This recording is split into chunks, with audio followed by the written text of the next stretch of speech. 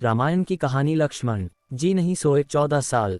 रामचंद्र जी को जब उनके पिता दशरथ राजपाट सौंपने वाले थे तभी उनकी दूसरी पत्नी कैकेयी को उनकी दासी मथुरा ने खूब भड़काया। मंथरा ने कहा कि राजा तो आपके बेटे भरत को बनना चाहिए। इसके बाद कैकेयी ने राजा दशरथ से 2 वर मांगे। पहला, भरत को गद्दी मिलनी चाहिए और दूसरा, राम को 14 वर्ष तक वन में रहना होगा। राजा दशरथ को अपनी पत्नी के वर पूरे करने पड़े। जब रामचंद्र जी वनवास के लिए अयोध्या से निकले तब लक्ष्मण जी ने भी उनके साथ जाने की इच्छा जाहिर की।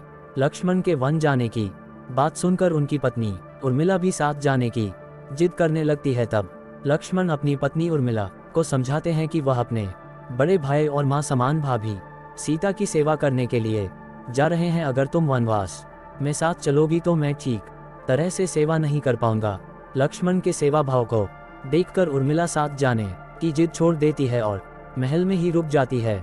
वन में पहुंचकर लक्ष्मण भगवान राम और सीता के लिए एक कुटिया बनाते हैं। जब राम और सीता कुटिया में विश्राम करते थे तब लक्ष्मण बाहर पहरेदारी करते थे। वनवास के पहले दिन जब लक्ष्मण पहरेदारी कर रहे थे तब उनके सामने निद्रा देवी प्रकट हुई।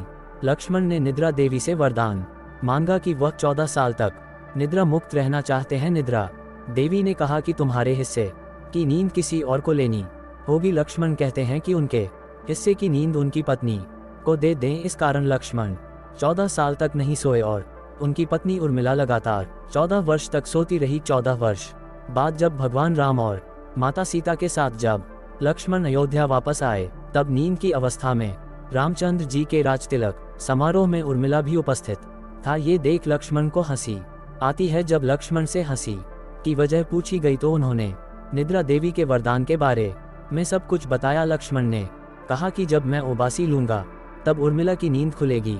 लक्ष्मण जी की इस बात को सुनकर सभा में मौजूद सभी हंस पड़े। सभी को हंसते देख उर्मिला लज्जावश समारोह से उठकर बाहर चली जाती हैं। रामायण की कहानी। भगवान राम ने दिया हनुमान को मृत्युदंड। हनुमान जी को भगवान राम का सबसे प्रिय भक्त माना जाता है। हनुमान जी भगवान राम से बहुत प्रेम करते थे। जब श्री राम अयोध्या के राजा बने तब हनुमान जी दिन रात उनकी सेवा में लगे रहते। एक दिन की बात है, श्री राम जी के दरबार में एक सभा चल रही थी। उस सभा में सभी वरिष्ठ गुरु और देवतागण मौजूद थे।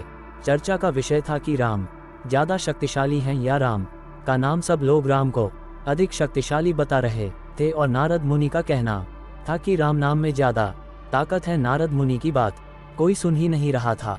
हनुमान जी इस चर्चा के दौरान चुपचाप बैठे हुए थे। जब सभा खत्म हुई तो नारद मुनि ने हनुमान जी से कहा कि ऋषि विश्वामित्र को छोड़कर वो सब ऋषि मुनियों को नमस्कार करें। हनुमान जी ने पूछा, ऋषि विश्वामित्र को नमस्कार क्यों न करूं? नारद मुनि ने जवाब दिया, वो पहले राजा हुआ करते थे इसलिए उन्हें ऋषियों में मत गिनो।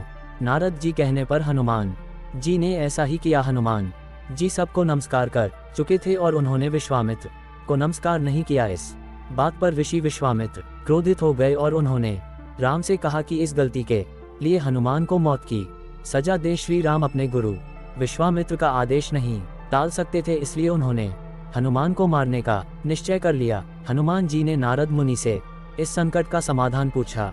नारद ने कहा, आप बेफिक्र होकर राम नाम का जाप करना शुरू करें। हनुमान जी ने ऐसा ही किया। वो आराम से बैठकर राम नाम का जाप करने लगे। श्री राम ने उन पर अपना धनुष बाण तान दिया।